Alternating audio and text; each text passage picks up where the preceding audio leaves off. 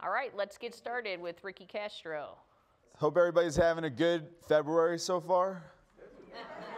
Or April. 36 degrees at O'Hare right now. And I think the high temperature today of 41 was tied for the second coldest daytime high temperature for this date. So April's a great month, right? And let me bring up the slideshow. So again, thanks for having me out tonight. My name's Ricky Castro, meteorologist and forecaster with the Chicago National Weather Service office. We're located down in Romeoville, Illinois, a little bit north of Joliet, so in northern Will County. I myself live in Naperville. I'm originally from New York, so if I don't sound like I'm from Illinois that much, I have like a hybrid of probably having a residual New York accent and being here since 2010. So I'm just going to go over some severe weather basics and safety, some thunderstorm basics. How many of you here have attended one of our spotter talks in the class or one of the webinars this year? So there's going to be some slides from that. You'll recognize those. We have some additional safety topics. So just an all-around, just covering severe weather basics and safety. I already had questions about weather radio, so we'll go over that stuff. If I have time, I'll hopefully have some time for questions. If not, I'll give my email at the end, and you could bug me. But anyway, without further ado, and I'm excited to be here too because I think I'm the first non-management level position to give in-person outreach at my office since March of 2020. So yeah, it's been a long time coming. First thing is, and I think we all know this, is that storms are dangerous, right? You could find yourself driving on 355 like this video and not realize or have heard that, oh, it may be severe weather happening that day. And then all of a sudden you realize you're right near a tornado, which this video is. This is actually from 355 near Woodridge, right as the tornado back on Father's Day last year was crossing the interstate. So you can see as the visibility really gets much lower. And I think this was taken right near, there was a sign that was thrown back and found. It was taken from 355 and picked up and carried downstream from the tornado. And the main message here in any sort of severe weather safety is that, we give tips on what to do if severe weather strikes, but, in a lot of stages, you can do things that kind of help you avoid being in those situations in the first place. Obviously, if you're at home and you have to take shelter, that's what you have to do. But, when it comes to being out on the road, on vacation, to have a plan and be able to kind of have some situational awareness of what's going on so you can avoid being put in dangerous situations. And so the video is going to loop again, but that's where the video is taken from. And there was a corridor of basically EF1, EF2 damage there. We're not, and a quick thing on where I live in southeast Naperville, basically. And the tornado path was less than a mile north of my house. And then my mother-in-law lives actually really close to the house that was destroyed in Naperville, near Ranchview, and she's 0.4 miles away from that house. So it was a really intense night. I was working. It felt like a blur, and it was really intense. It wasn't a pleasant experience to know that bad things were happening, and possibly to people that I know. So that wasn't cool, but it's what we sign up for when we become a meteorologist for the National Weather Service, that we might have to deal with situations like this. So here's an overview of what I'll be talking about. And if I run shorter on time, I'll try to speed up a few things. But so quick intro, and then go over a little bit from last year. Then the Thunderstorm Basics, and that's where you'll see some overlap with the spotter talk and also radar basics. And then we get into safety, and there's a lot of good information there. And then we just have a couple slides at the end about how you can help us during severe weather. So a little bit about the National Weather Service. My office is one of those many up on the map there, the lower 48. And also we have a couple of offices up in Alaska as well, and of course in Hawaii, and there's also an office in Puerto Rico and Guam.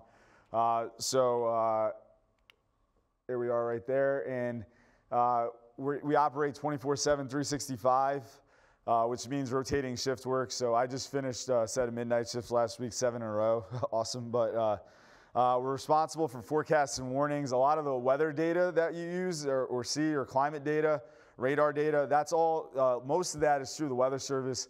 You know, some of the TV stations have their own radars, but as well to supplement. But a lot of what you see on TV or on the internet and that weather data, whichever type, is going to be related to NOAA and the National Weather Service.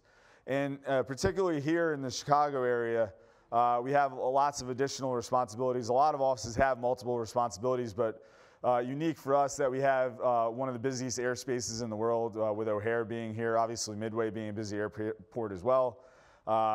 Lake Michigan, we used to forecast for the entire open lake. Now we just have our busy nearshore waters of Illinois and Northwest Indiana. We do fire weather forecasts. I mean, there's just so much. And one of the areas that we're increasingly into now, and this is something that would fall into, you know, where we partner up with emergency managers like Tracy's, is decision support services. So that's huge now. That's, you know, vulnerable events, outdoor events, thousands of people at them. And, you know, think about a metro area of 10 million people and all the events that we have in the summer. We actually do help provide information that can help make decisions on whether an event needs to be evacuated or something like that. So, and my office is one of 122 forecast offices. Some quick definitions on severe weather. So any tornado occurring with a thunderstorm is considered by definition severe. Severe hail is going to be basically near or over 1 inch in diameter. And then significant severe hail is going to be, you know, basically over the size of golf balls. And then significant severe winds, you know, hurricane force wind gusts, with severe wind being near or over 60 miles an hour. And then flash flooding is also considered severe weather. Rapid onset flooding that begins within 6 hours due to the cause, usually torrential rain, sometimes in rare cases with dam breaks. And these are just some sorted photos of severe weather around our area. And then quickly on the enhanced Fujita scale, the old Fujita scale was just F0 through F5, then was updated back in 2007 to the enhanced Fujita scale, a little bit more you know, precise with some of the engineering and whatnot to come up with these definitions. That's just basically the scale there. So the tornado that hit Naperville Woodridge last year was kind of in this range right here, lower end on EF3, EF2 winds. So in definitions here of flooding and flash flooding, so they're both rises in water that can require action to protect life and property, but then flash flooding is very rapid onset and can turn into a life-threatening situation, which would usually entail fast-moving water, fast rising and deep standing water that can occur, you know, in some of the flooding we get in urban areas, suburban areas. Flooding is kind of more of a gradual rise usually, or kind of earlier stages of flash flooding can be, you know, not quite to the level of where it can really put people into dangerous, life-threatening situations. So it could rise up pretty quick, but it may be, let's say you get an inch or a little bit over an inch, and then you get a little bit of standing water in your street, but it comes up quick, but it doesn't get to like 3 feet or moving water or whatnot. So you can certainly still have traffic lanes blocked, but not to the level in terms of danger to the public. Severe weather climatology, having an idea of what to expect entails, you know, knowing a little bit about our typical season, but certainly it can happen any time of year. That's always important to keep in mind. The prime severe weather season for tornadoes is usually April to August, but certainly can happen outside of that. And, you know, it's hard to get tornadoes when it's winter in April. So I guess that's a good thing if you don't like severe weather. Then hail, you know, tends to be through the earlier to middle portion of the summer. The damaging wind threat tends to ramp up and kind of last to the latter part of the summer. And then flash flooding, most common in the middle to latter portion of the summer into September. And we've certainly had severe weather in all months throughout the year. We had severe weather instances in the Midwest and nearby back in December a couple times. There's a big severe weather event, a couple of big ones. Obviously, the big tornadoes down in Kentucky, the really major historic severe weather that we thankfully didn't get hit by in the upper Midwest in that same month. So a little bit about what we've seen so far this season. Obviously, it's been relatively quiet this month because it's been pretty cold. But at the end of last month, we had I think an evening line of storms come across with some pretty significant wind gusts observed at some of the airports. One of the key things that helps in terms of earlier or later in the fall or winter severe weather is that lack of leaves on trees does make a really big difference in terms of the amount of damage that occurs. So when you see winds like this, and then there's not that much in the way of damage, because damage is usually going to be caused by falling tree limbs when it's not high enough to be, cause really high-end structural damage. Well, then not having leaves on trees, leaves being a source of friction that can then, knock down the tree limbs. Then it kind of just brushes through them, and you can get some weakened trees and any exposed ones to come down. By time of day, most common is going to be generally in the afternoon and early evening.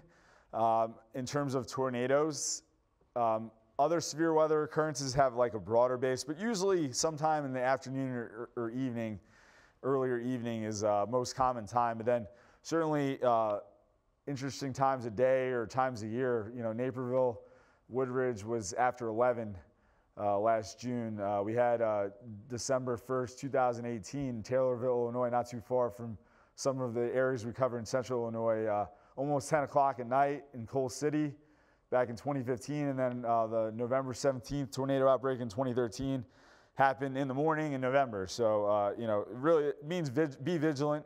And if you hear severe weather is possible, start, being attuned and checking in. A little bit more in review, the Naperville to Willow Springs EF3 tornado. Thankfully, no fatalities, just some injuries. We really lucked out that in this sort of situation, which could have been really dangerous, that we kind of kept injuries to a minimum, given the fact that there was some pretty significant damage, particularly in Naperville and Woodridge. Then last August, there was a pretty active stretch of severe weather, and that involved some tornadoes, some waves of strong winds, also some really catastrophic flash flooding down in east central Illinois. Lots of warnings, so you probably remember that if you're a weather enthusiast. And now that brings us to Thunderstorm Basics. So I'm going to go through this a little quicker. I'm not going to spend a ton of time because I want to get through the content, but if I do have time for questions and there's anything else in here that you want to ask about, hopefully I'll be able to get back to it. So I'm just going to be really basic with some of this stuff.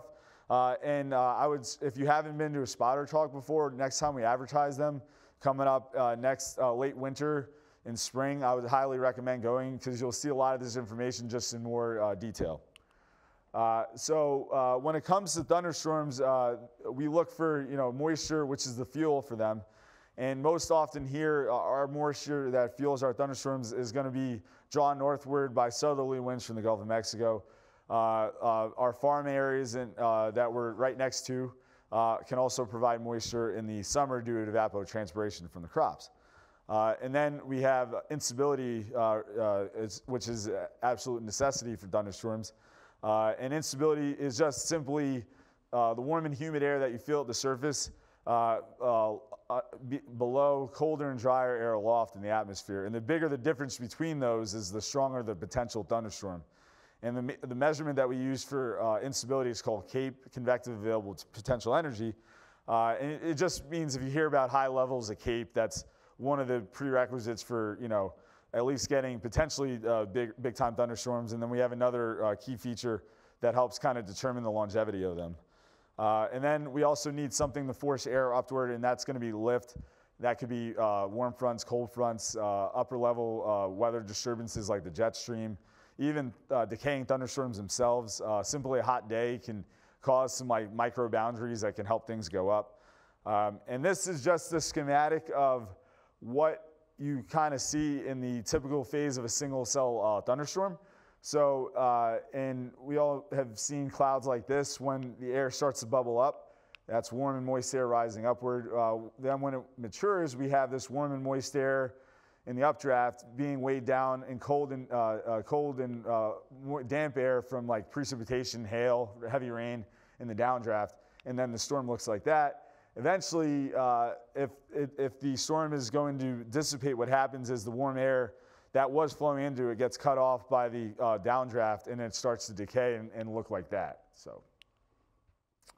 And this is just a nice example of a sped up example of a thunderstorm out in, I think this is Wyoming.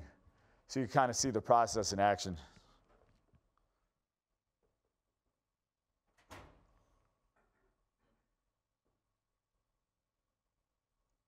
You know, and much better ground level visibility than in Chicago Metro, right? Out in the wide open plains. This is taken NWS Riverton. So you could see how this is how the updraft goes up, and then at the end you'll see, you know, basically becomes mature with an anvil and everything, and then you'll actually at the end start to see decay and some new incipient cells go up. And then the final missing link in terms of increasing potential for severe weather would be wind shear.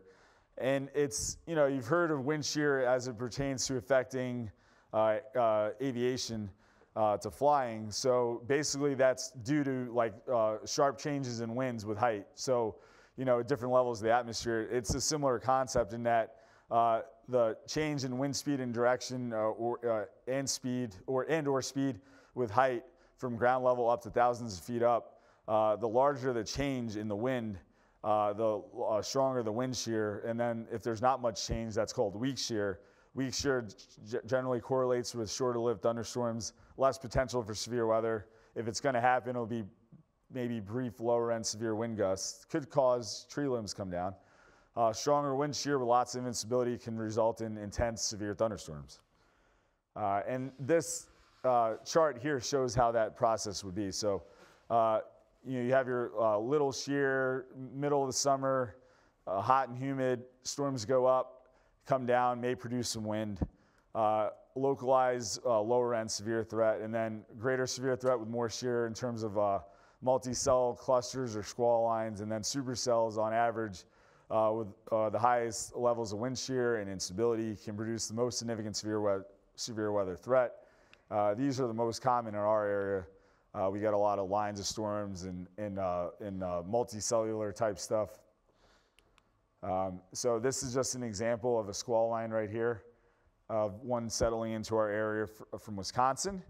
And in a squall line, worst is first, so safety-wise. So wind hits first and then the rain right behind it. But they do produce tornadoes, so it's like you can't really let your guard down and say, oh, supercells only for thunderstorms. That's not the case. And they can be kind of prolific, as you can see there. And many squall lines have a shelf cloud. So you've probably seen them. They're pretty ominous looking clouds that stretch way across the sky. I'll show an example of that coming up in a second. That's just one right there. This shows what they look like when you have a squall line. They're moving in this direction here, and you have your heavy rain right behind it. The wind punches out here, and this is what the shelf cloud looks like. This is a cold air. This is representing the cold air and the gusts of wind, and then you have the heavy rain right behind it. And this is just a really nice example of a shelf cloud. And they mark that downdraft area. They stretch way across the sky. And if it's going to produce wind, is going to be right on the leading edge of that shelf cloud. Sometimes there's rolling motion as well. These are just some additional examples of shelf clouds. So yeah, they have common characteristics, but they do have, they do look different at times. And this one particularly ominous is as it engulfs Chicago. And then supercells. Rarest here, certainly not that rare here in the Midwest where we get a good amount of severe weather. But, on average, we get more of the squall line type of stuff. But they're potentially the most dangerous because you can get, significant severe hail. You can get tornadoes, some of them significant. So And they're defined by rotating updraft, which is known as a mesocyclone. So small scale cyclone. So a tornado, a supercell, they're all types of low pressure that just vary in size compared to like, a low pressure system that affects our weather, a hurricane, stuff like that. And then supercells are often at least semi-discrete by themselves and have that distinctive look on radar. So you can see that kind of hook-like shape that you've probably seen when, if it's happening here, if you're watching on the Weather Channel and they're showing severe weather elsewhere. And we talked about when they're most common locally, but really can get them any time of year. And this is really like a pretty typical Northern Illinois supercell. They're not, what you get on the plains usually. We do have examples of those for sure, but, it could look like this, but, it's still a supercell. It looks like this. You have an actually clear area in this updraft, and then your heavy rain and hail is over here. So if you see something like that that looks like that, that's most likely going to be a supercell.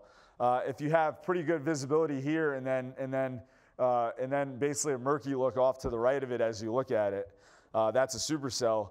It's not always going to be one of those incredibly dramatic looking storms that you might get out in the plains. Our spotter talk has one from here. I didn't show it because this is what you're more commonly going to encounter.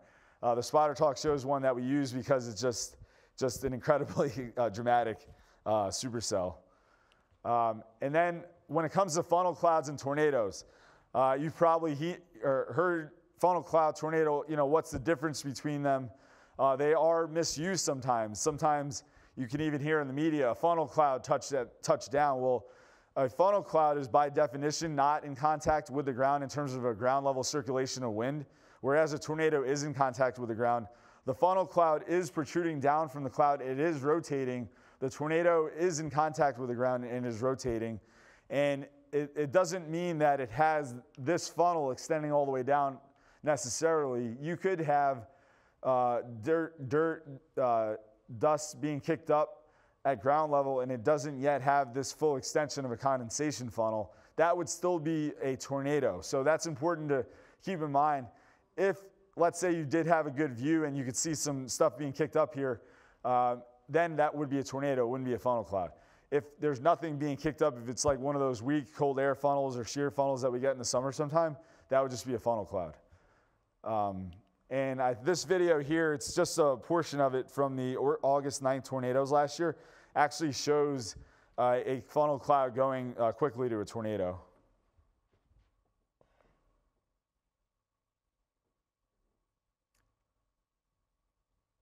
So there you go.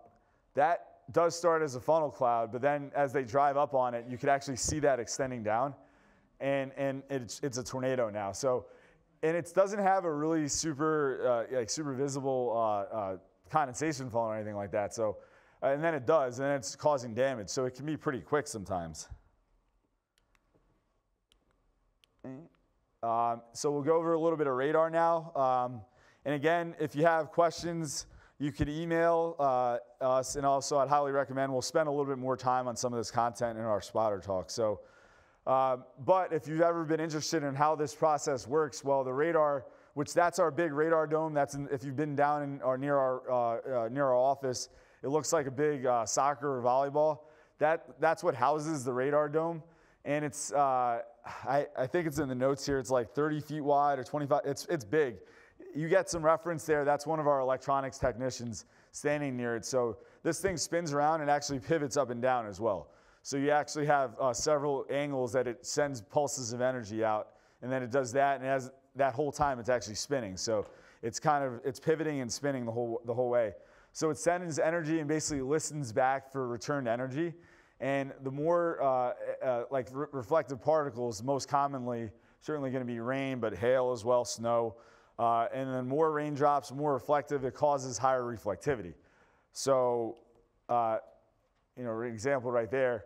This is actually going from the lowest level up in the storm, and you could see the yellows and reds that you're used to seeing, and actually that you could see. What we look at isn't just that like simple, like lowest level half degree scan that is shown on a lot of apps that don't have additional data available or what you might see on TV. We actually have to look up. We can tell different things about maybe hail potential, stuff like that. And also, when it comes to other things we're interrogating, we'll look at different levels in terms of gauging the storm severity. And then velocity is another key one. Basically, you're going to have color curves like this.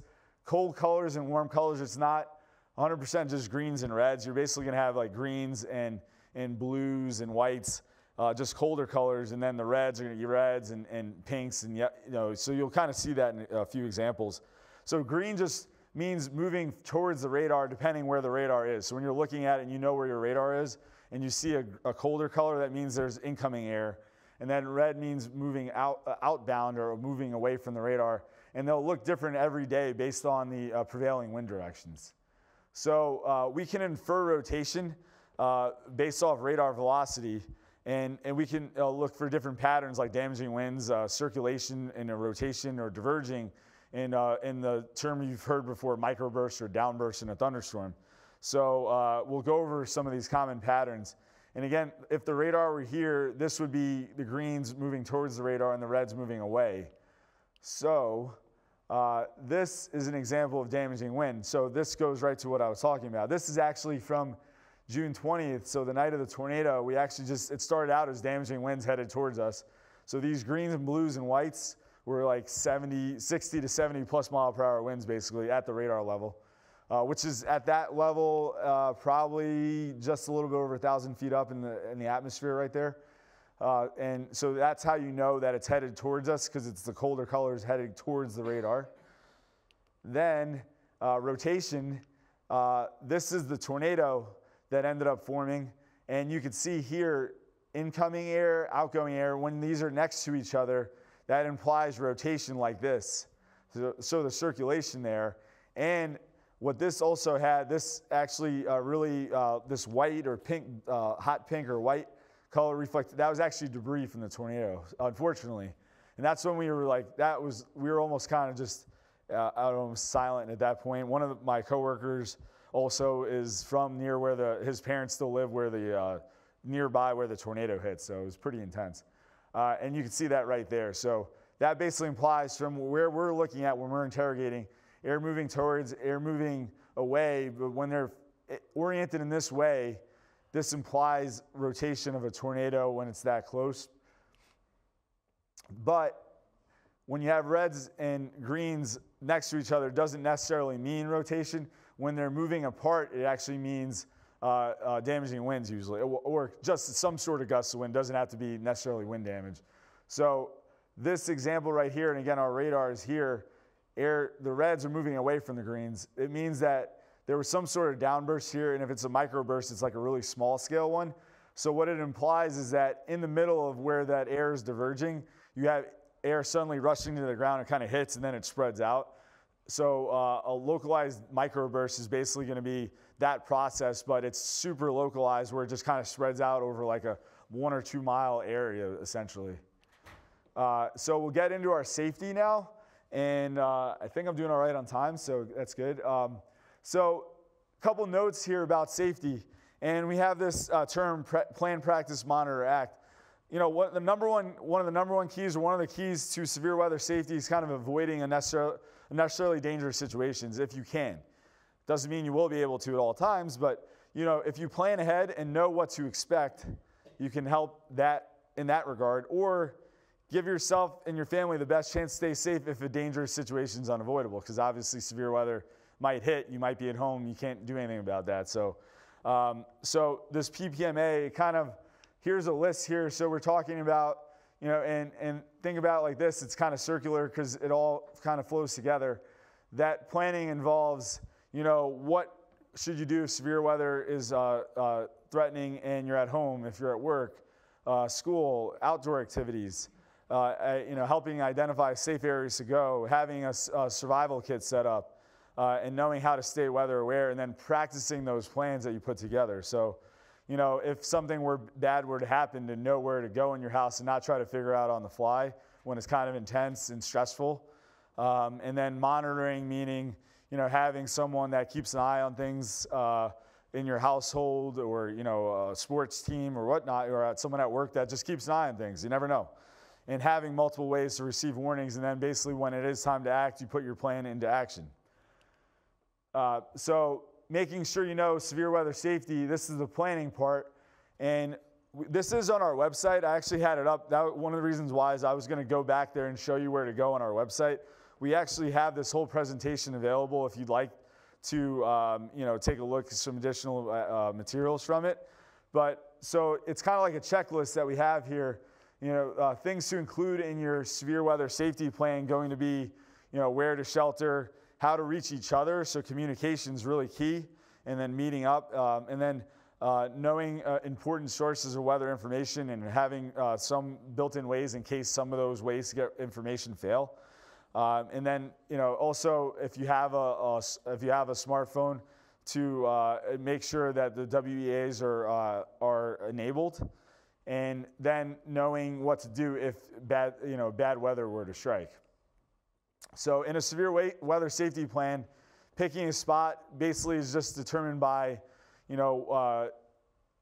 you're at home, do you live in a house with a basement? Well, then your basement, probably under the stairs, is going to be your best option. But if you don't live in a house with a basement, or if you live in an apartment, just that's basically what picking a spot is. So, your next best option if you don't have a basement. How to get in touch. So, know how to reach each other. So sometimes service can be kind of bad, but you can still get through via text. So texting rather than trying to call. Choosing a meetup spot if something really bad were to happen. So this involves planning and also practicing what you'd put together here in terms of your severe weather safety plan. And then when it comes to monitoring the weather, we call this a weather liaison. I think we used to use the term weather watcher.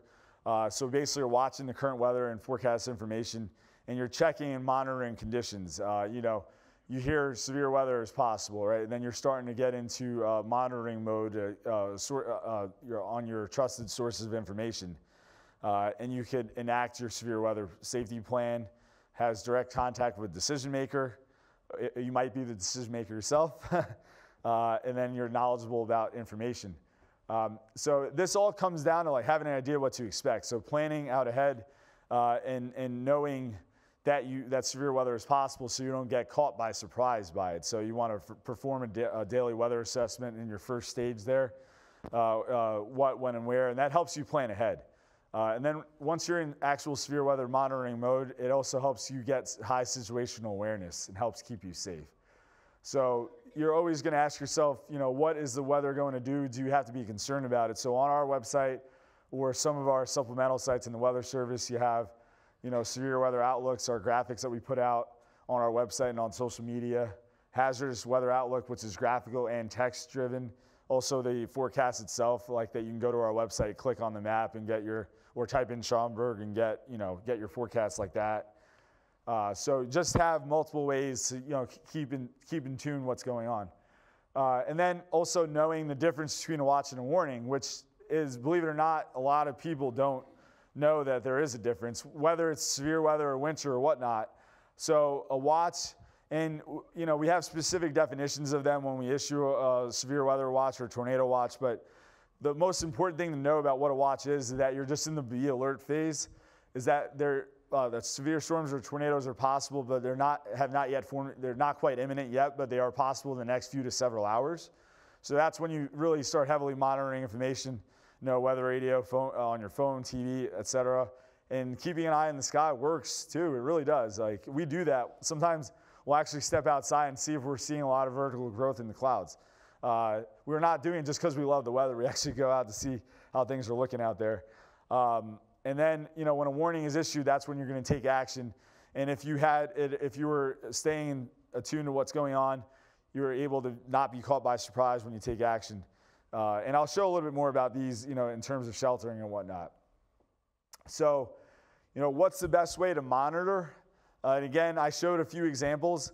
We have the watches themselves. That's just an example of a severe thunderstorm watch. You have graphics like graphical nowcasts. You have our radar or your trusted radar app, the warnings themselves, and do you have more than 2 ways to get a warning? And these are just some of the great examples. And there's a note here about not just relying on one method because you want to plan for things like power outages, poor receptions, et cetera. And here it's important is your phone, if many or most smartphones now are wireless emergency alert ready. They're basically all set up for it. So you want to make sure they're set up and turned on for tornado warnings and flash flood warnings. And if you do have want some additional information, there's a link right there. And just make sure you have these WEAs enabled. You'll automatically receive them. If you have a tornado warning, a higher end severe thunderstorm warning, we're talking like 80-mile-an-hour winds or really, giant hail or flash flood warnings. And a weather radio. So if you want more information on them, that's the link right there. They receive information 24 hours a day. They're county-based still, but you can set things to be set up for your county. And also, if you do go off the grid at night, turn off your mobile device. This would be the way to wake you up if severe weather happened in the middle of the night. We get this all the time about sirens, so I put this information up just as a reminder about tornado sirens that, even if you can hear it by your house and it's something that you use just in general, the important thing to know is that they are meant for outdoor warning purposes. Yes, they can be heard inside, but I would say don't listen for them as your main source of warning information if you're indoors. It's a signal to get indoors and seek additional info. It doesn't mean the threat is ended when they stop. And the cities or villages or county officials are the ones who are in charge of the siren policy. So we often get asked, why do we activate them? We're merely part of the process that results in sirens being activated. Usually they're tied to something like a tornado warning going out, but that's not necessarily the case. So if you have any questions, I would certainly ask Tracy. So when it comes to acting, when you get to your monitor and act, are various types of severe weather. So, tornado, you want to take shelter immediately in a sturdy structure. If hail strikes, just move indoors away from windows if you're at home. Lightning, just move indoors. If you hear thunder or go inside a car. Wind, move indoors away from windows. Just avoid flooded spots if there is flooding, if you can. When a tornado warning is issued, get in, get down, and cover up. And that just means inside, most interior, and down is the lowest floor. So basement, if possible. Covering up means anything you have to extra protect yourself, like a helmet, blankets, etc., or mattresses or pillows, anything to cover yourself, because the number one killer is going to be, flying debris, that could cause head injuries or other vital organs. So here are just some guidelines, and these are some additional graphics that are available on our website. So it goes from worst options to bad options to good options and your best options. Your best options are, if you actually fortify your house with something more sturdy than just simply being able to shelter in your interior room of a well-constructed building or a basement. So you go above and beyond, that's your best options right there. So just knowing where to go, just some information there. Top floor rooms are not really going to protect you. Exterior rooms don't. So don't take photos or video of a tornado approaching your house. And no place outside is safe. This is probably one of a common question here. Well, how about apartments? So here is a list of things that you might want to do, because we provide information about things that you can do, but there might even be some better options if the leasing office is in the know. Are there any places on site that are better to take shelter in? If your neighbors live downstairs, they'd be a better option. So do the best you can with what you have. Big, heavily fortified high-rises, most interior, the stairwell, those are probably pretty good options, just as far away from the outside as you can. So if you do find yourself in a dangerous situation, we already talked about this. One of the least bad options, and it's not a good option, I will emphasize, is if you ever get caught and you have no other option, lying flat in a ditch or a low spot. But that's just not a really safe option, because water can get into those low spots. So those are just, hey, this is it. Just you're at your last. You've exhausted all options, and you're stuck. That's your next best bet, because a bridge or overpass is not a good one, and you never want to try to outrun a tornado, especially in an urban or a heavily suburban area. and always be aware of falling debris. So just some information here on tornadoes and road safety. And one thing I will add to this is, and this goes for like if you're traveling away from your area where you're most familiar with the road network, is if you're traveling to just familiarize yourself with the road network there. So it's not just, oh, I'll just go on Google Maps or Waze. Like you want to know, because basically, you know, and it goes back to being aware of what's going on weather-wise, because you might drive when severe weather is possible. If you're driving hundreds of miles, you might go into an area that might get hit by severe weather. So when you're there, you want to know where to go if you have to take shelter. And that, you know, your car would just not be a good option if it came down to a tornado situation. So those are just some of your options right there. You know, knowing a place that has shelter on your route, if you're traveling farther than usual, like with work, stuff like that, and never shelter under an overpass or a tree or a bridge, because it could put you even at greater risk. And never try to seek refuge in your car. And this is just more examples. We basically always just reiterate this, you know, why to not seek shelter underneath an overpass or a bridge. So, and just a couple quick videos here, and I think I just had a few. How am I good with time? Good? Yeah, 5 minutes. 5 minutes? Good. All right. So this is a nighttime tornado that you won't see except for one brief instant.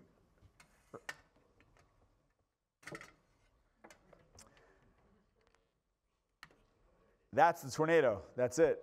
So nighttime tornadoes, and we go over this a lot on our spotter talk as well. Good thing about, you know, that we just plugged in the sound now is that, well, you got that, but is that it wasn't that important that the previous videos. Even that first video that I showed had no sound with it.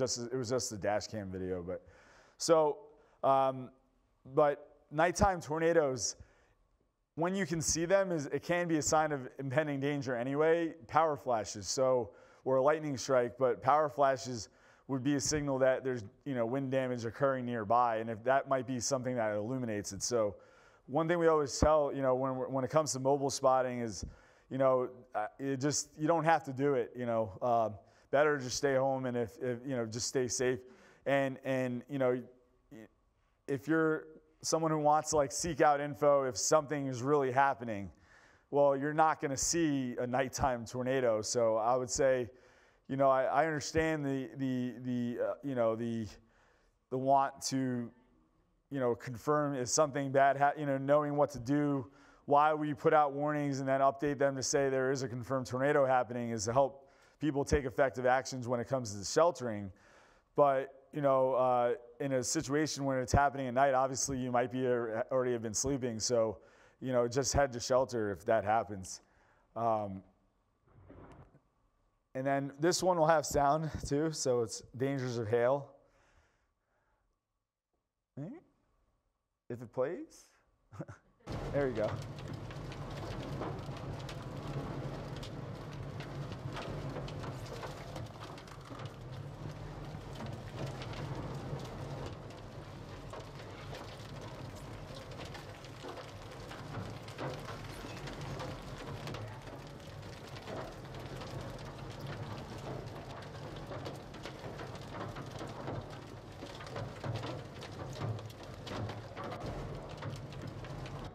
So that was from a storm chaser, so he was seeking out dangerous weather, but you can get caught in large hail without, you know, trying to do so. It can happen, and it can be pretty dangerous, as you can see. You know, it could crack your windshield and everything. Despite the fact that yes, it can crack your windshield, if you were to get, let's say, caught out on the road, you know, not a great place to go undercover with your car, and you're caught in a big hailstorm. The best option at that point is going to be basically pulling over like and facing into the wind. So if the hail is blowing, you know, even if it can crack your windshield, the windshield is still the most fortified portion of the car. So in terms of the glass, so it can still crack it and whatnot, and in some cases break it. But you know, which, you know, if it's like really, really huge hail, but you know, if it's hail, that's enough to cause issues, but maybe not necessarily like completely smash things.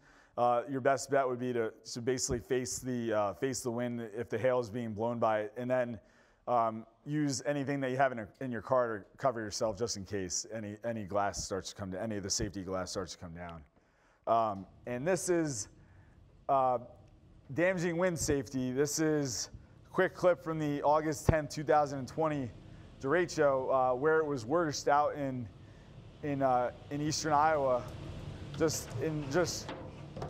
We got super lucky. If anybody ever talks about this event, it was 100 to 140 mile an hour winds out in that area. And we got hit when it was across northern Illinois. It basically became pockets of wind and tornadoes. And it's like, well, isn't that kind of bad too? But in reality, that went from basically a massive just blowdown, miles and miles and miles, billions of dollars of crop damage in Iowa and northwest Illinois. And just horrible structural damage, thousands of trees knocked down.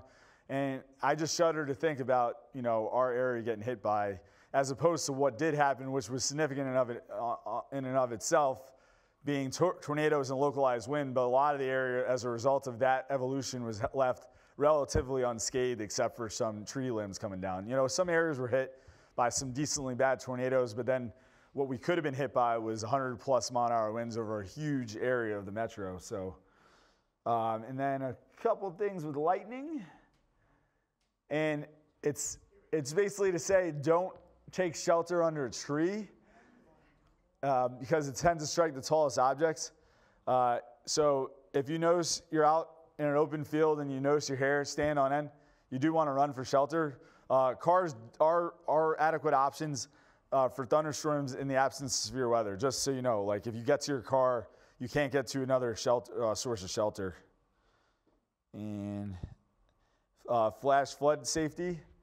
And mainly, most people get into trouble when it comes to being in their vehicle, so like taking a chance. Sometimes you have damage caused, so this is something that I wouldn't necessarily say, yeah, could you have done something to avoid that? But the road might already have a barrier on it if this happens, like the highway, law enforcement or highway Department of Transportation might have put something up. So if you drive around a barricade, you never know. And just don't drive through floodwaters or around barriers. That's the main thing. We deal with a lot of flooding. That's kind of like the urban type stuff, suburban stuff. So as long as you're, not doing something, taking a risk like that, you usually are okay. Sometimes you get into really bad flooding, but that's more rare. And you could get into rapid flooding of viaducts, streets, and basements. So I think we have one more safety video and a couple things briefly on reporting. Yep, he just made a mistake. Okay. There he goes.